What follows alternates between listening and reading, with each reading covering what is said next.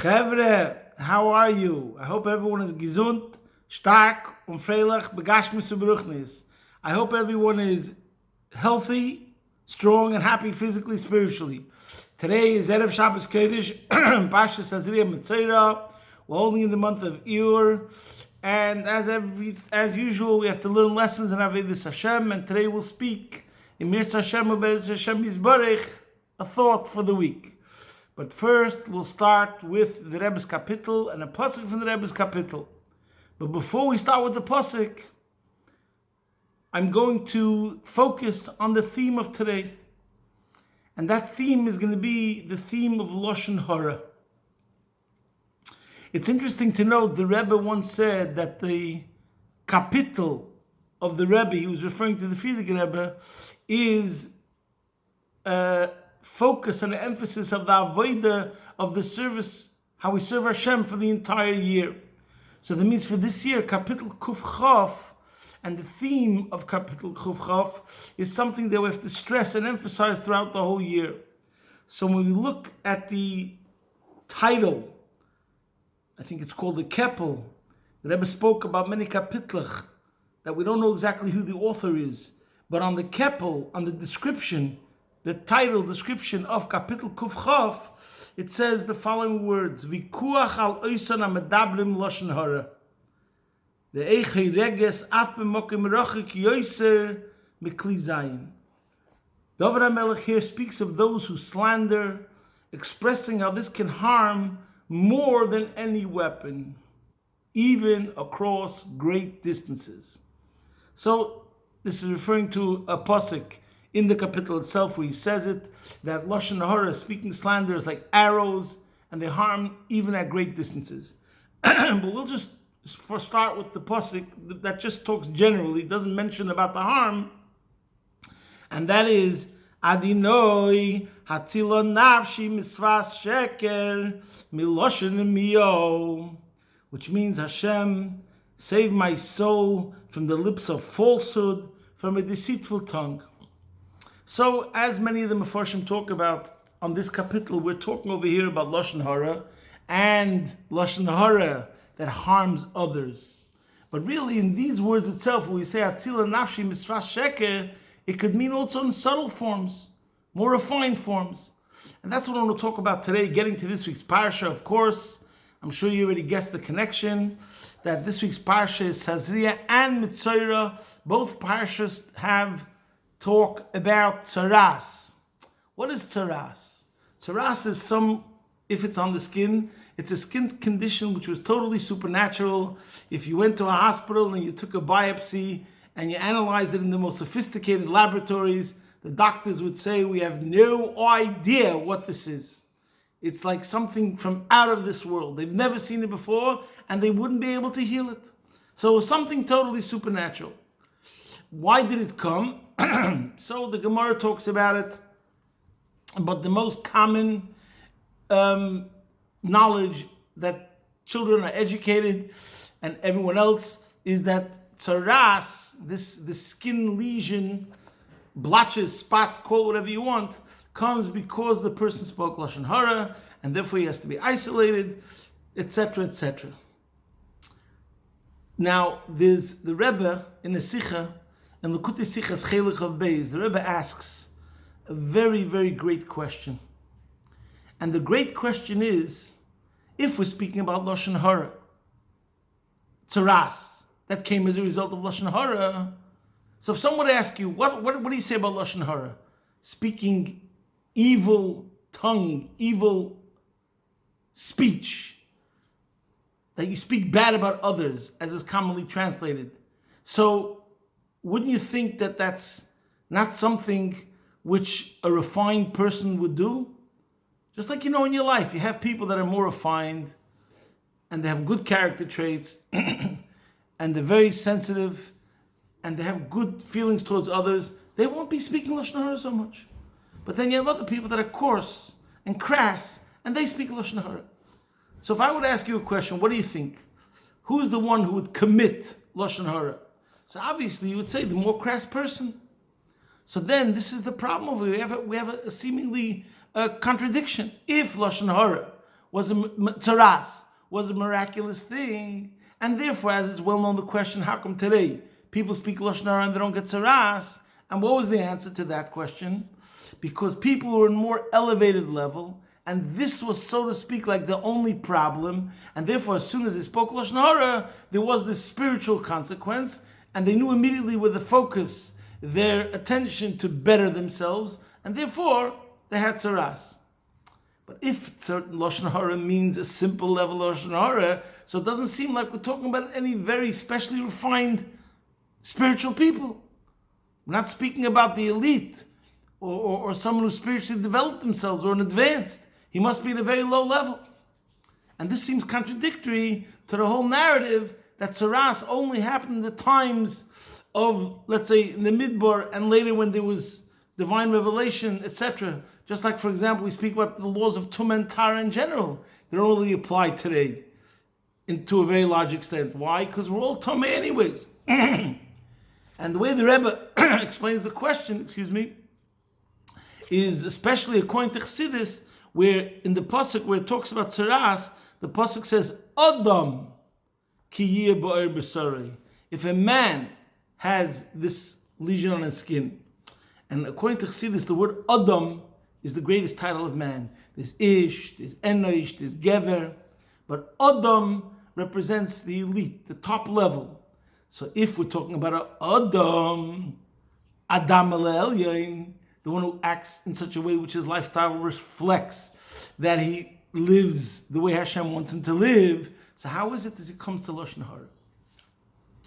So over here the Rebbe gives a tremendous answer and a lesson about life, which really addresses the very core of man. As we know, man is called a medaber, a speaker, in contrast to chai, the animal kingdom, and tzemeach, and doimim, the inanimate, the vegetation. We're called medaber. So obviously, this idea of the gift of speech that's in man reflects the superiority of man, the summit of his traits and his talents, and connected to the very soul itself. So now, let's talk about Lashon Hara, bad speech. So the Rebbe explains that there's two definitions, there's two levels of bad speech. There's a level of bad speech that the Rambam discusses in Hilchas Deis, which is going to be a lower level of bad speech. Then there's a level of bad speech which the Rambam discusses in Hilchas Tumas Tzaras, which is connected to our Parsha, which is a higher level of Lashon Hara. If you will, you could say there's a refined Lashon Hara, a subtle Lashon Hara, and then there's a coarse Lashon Hara. What's the difference? Or one I think we can call bad talk, and one maybe we can call evil talk. The difference is that bad talk means that we're talking about a person. He made a bad choice. He's a careful person. He's a good person. He's a kind person. He works on himself. And he's advancing in spirituality. Except he had one problem. He wasn't careful about speech. Rather, he wasn't super careful about speech. He should have been careful even in his extremities. That's the point. That's one definition of Lashon Hara, bad talk. He wasn't careful about speech, and therefore he started with just idle talk, nonsensical talk, inconsequential talk. And this is what the Rebbe says, what the Rambam starts in Hilchos Tumas Tzaras, when he describes the evolution or trajectory of Lashon Hara. He starts off by saying that B'tchila marben b'divrei havoi. It started because he just talked extra talk, which had no content of real substance. That was the sin. That was the thing that was wrong. And then later, in a downward spiral, it became worse and worse. But that's not, in other words, like this. You're a doctor. Let's say you're a spiritual doctor and you have a condition yourself. Every one of us is a spiritual doctor and we're a patient. We're a patient, we have a problem. We're a doctor, let's seek how we're going to fix this problem. So now you have to know, when you're dealing with a case of Lashon Hara, we have to get to the root of this Lashon Hara. Where is it coming from? So there's one case of Lashon Hara. Where did it come from? What's the cause? The cause was because he wasn't careful about speech.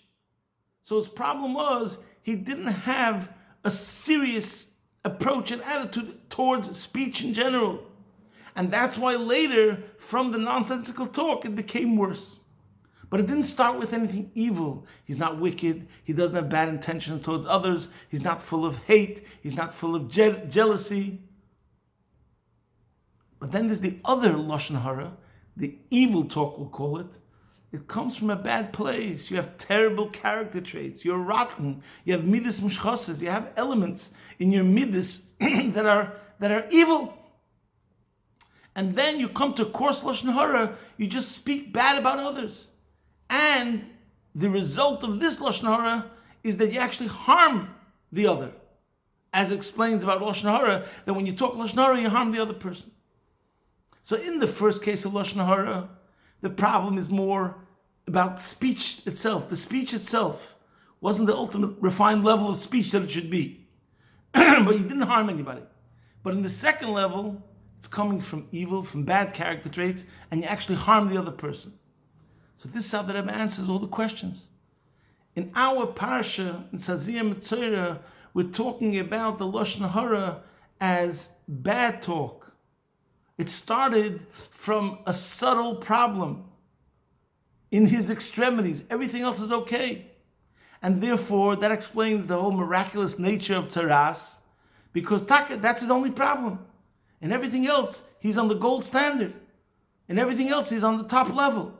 Except he wasn't super careful in the realm of speech. And therefore later, it evolved, downward spiral, it got worse. That's what the Alter Rebbe is talking about, that's what Chassidus talks about, and that's what this week's Parsha is talking about. The Rambam in Hilchos Deis, where he's talking about bad character traits, he's talking about Lashon Hara on a coarse level. So, regardless of how you want to learn Pshat in the Parsha, I think we have to, the takeaway is a morality tale. And since we're talking about, this is a problem, I must confess in general about speech. I think, if we're honest, everyone struggles with this. Should I say something? Shouldn't I say something? And it's a struggle every single day. And imagine a person who really works hard on himself will be much better at it, at using the speech in the right way. And the morality tale, so to speak, of how to prevent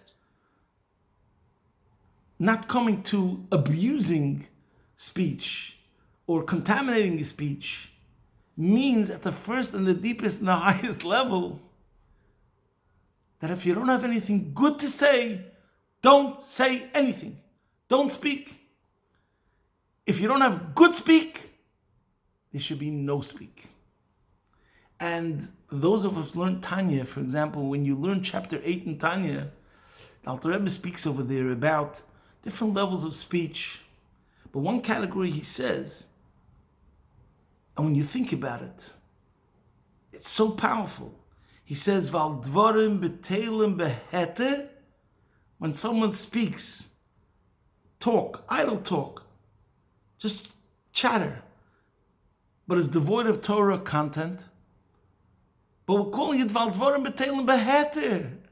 You did nothing wrong. There's no Aveira here. Val dvarim betelim beheter. And still the Alter Rebbe says, Tzorech l'tayr nafshe mitum zu de klipa zu. Wow.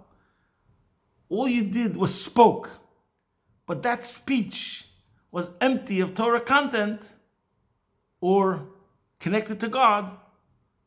And you have to purify your soul, cleanse your soul from the defilement that came because of that speech, which wasn't really meant to be at all. And this is what we're talking about over here in our parsha, about such a person that's how it started. And from this you see the awesome lesson. If we're talking in all seriousness, people say small talk. My friends, there's no such a thing as small talk. Talk is an expression of the soul. Talk is a force of divinity. It's godly sparks. And therefore the whole realm of talk has to be treated with a whole different level of respect and reverence, etc. And why this is so important, and maybe throughout the year we'll talk about speech much more, because since, as I said before, the Kapitel Kuf Chaf is about this idea of Hatzila Nafshi Misvas Sheker Miloshen Emiyah. So maybe this is taka something that this year we should really pay attention to.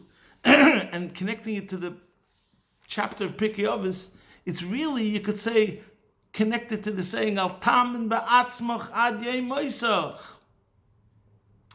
If you will work on yourself, don't believe in yourself that you're graduated spiritually and you're in a good place. Be on guard. And in reference to what? Speech. That's the lesson of Tazria-Metzora according to the Sikha Chelik of Beis. It's because he wasn't careful in that area that everything else followed a descent and a fall. So I was thinking about it, it's such a struggle. And just like any area in life where we talk about development or therapy, and the person needs tips, he needs meditations, he needs techniques. And what made me think about this is the Gemara in Erchen, where there's the sugi about Lashon Hara, Daf Tes Vav Amud Beis. The Gemara talks about Ma Takanosei Shel Mesaper Lashon Hara. What is the restitution for those that spoke Lashon Hara? Then the Gemara changes the nusach a bit and says Ma Takanosei Shel Yovel Lidei Lashon Hara.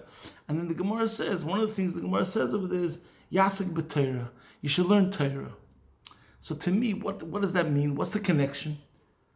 Lashon Hara is something which has been done l'chaverai. So what's the Yasik b'Torah? So obviously, it's on two levels. One level is so that you won't come to Lashon Hara. When you'll study it, Yasik b'Torah, Yasik. When you'll study and really think about it deeply, so then you'll understand the enormity and therefore the value. And this concept of Lashon Hara will take on a whole new meaning. So you won't come to Lashon Hara. That's Mata Kanosi Shelo Yovel Lidei Lashon Hara. And then also Mata Kanosi Shel Mesaper Lashon Hara. When you realize what you caused, the harm, in other words, what you did, you defiled a godly spark, or call it whatever you will, then you'll do tshuva on it in a more correct, proper way. So, in that spirit, that's why it's so important to understand about where it's coming from.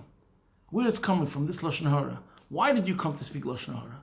Whether it's the more refined level, it's because you didn't appreciate, you underestimated what speech is in general, or it's coming because you don't have good character traits, which is much worse, etc., etc. But in any case, Yasik b'Torah, we have to get to the motive, we have to get to the intention, we have to get to the source, the cause, and then we'll be able to deal with it properly.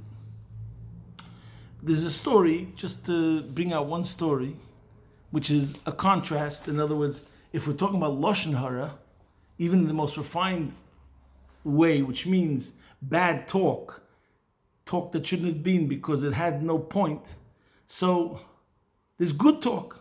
And as the Rebbe will explain in the coming week, Parshas Emor, there's a famous talk of the Rebbe about it. So there's a story of a chassid. The chassid's name was Zev Dov. And it's a Sikha of the Frierdiker Rebbe where the story is printed. Sefer HaSichas Tafshin, page 32-33. It's one of the first talks of the Frierdiker Rebbe when he came to America, so you can see how important this story is. And this is a Sikha of the Frierdiker Rebbe where he talks about what is a chassid. And he says that he met this chassid because he once came to Lubavitch, the Frierdiker Rebbe is saying, and I asked him, this chassid was already an elder chassid, and I asked him, what is a chassid? And he answered me, a chassid is a ibrigegebene deirish tevas zulase. He says a chassid is someone who devotes himself to seeking the welfare of his fellow. So, and then this chassid went on to say that, I'll tell you the story that happened with myself. So he was educated by chassidim, he was a chassid in the times of the Tzemach Tzedek, and he was educated to care for another, to seek the welfare of another, to always make it better for others. Anyways, so when he was 12 years old, he already knew how to learn a bit, and in his town, there was also a large contingency of Posheti Eden, Ammaratzim, ignoramuses, that they didn't even know Pirush HaMilas, the simple translation of words of prayer, of Chumash, etc. The most basic level of ignorance. So he had Rachmanis on these Posheti Eden as a 12-year-old, and he started learning with them Siddur, and he told them Aggadah stories of the Gemara and Medrash, and that's how he conducted himself for 3-4 years. But it was very, very difficult for him to learn with them because he was a stutterer. And he didn't have a clear speech. He had an impediment. And the Friedrich Rebbe says it got worse. He became a Yosem Ma'oviv. He lost his father. And actually, he was Kamata Kvad Peh. It was excruciating. It was difficult for him to talk, but he kept on doing it and he never gave up. When he turned 17, he came to Lubavitch, to the Tzemach Tzedek, and he went into Yechidus. And the Tzemach Tzedek asked him his Seder Hanaga. What was his schedule like? What did he do? And he told him that it's very difficult for him to speak because he's became a Kvad Peh. But he told him that he's still teaching these Poshti in Torah. So the Tzemach Tzedek told him, "Sollst weiter führen dein Seder Hanaga mit der Anoshim Pshutim." Continue your work with the simple, ignorant Yidden, be a Malamed, und hat ihm gebencht mit Koiches from Biur vehesber ubesfas chalokis.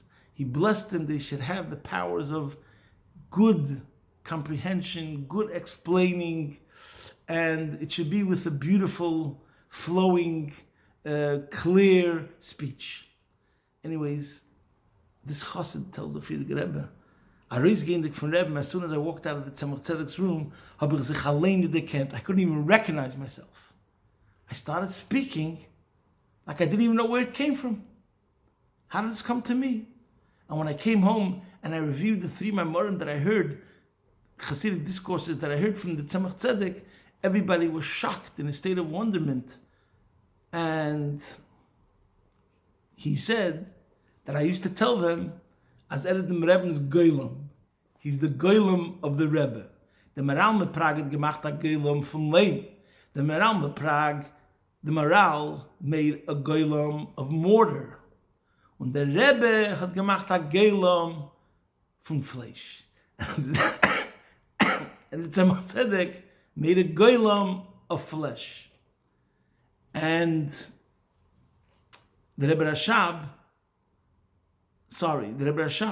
finished saying over the story that who is a chassid? The one who gives himself over. Anyways, and then he finished over there. Whoever remembers of Dave Zev and his peh mapek margolis, his mouth was like a fountain of pearls, could understand the schar toiv, the good reward from a chassid that gives himself over lidrish tevizulasi. So here we see what means good talk, good speech. So obviously I said before, if you don't have something good to say, don't say it. And there's no sitting as small talk. Obviously, if your intention of saying to someone, was machst du, how are you? Or you're talking bichlal, you could ask another Jew, how's the weather? Because there's a good intention, fostering brotherhood, kinship, togetherness, avas. If you're talking to your brother, you would talk because you have a relationship. That's not what we're talking about. We're talking about talking about shtusim that have nothing to do with anything. That means dvarim betelim beheta, as we mentioned before. But if you have an intention, and the intention is to foster Avas Reim, of course there's nothing wrong with that. In any case, the Eibusher should help that we should be careful, extra careful. That's the lesson from Parshas Tazria-Metzora when it comes to Dibur, and we should do like this Chassid did, use our Dibur, more shiurim, more teaching, more inspiring others, more bringing closer, oyeves habriyos, talk of love of others, umakarvan l'Torah, talk which brings people closer to the Torah, and hemanti ki adaber, as it also says, talk about Amunas Hashem, talk about Betochen, talk about Mashiach, and the Eibusher should help that this will bring the Gula Mitzvah Shlema. Take it from Yad Mamish, posting from my home, Be'ez Hashem Yisbarach, your man in Melbourne.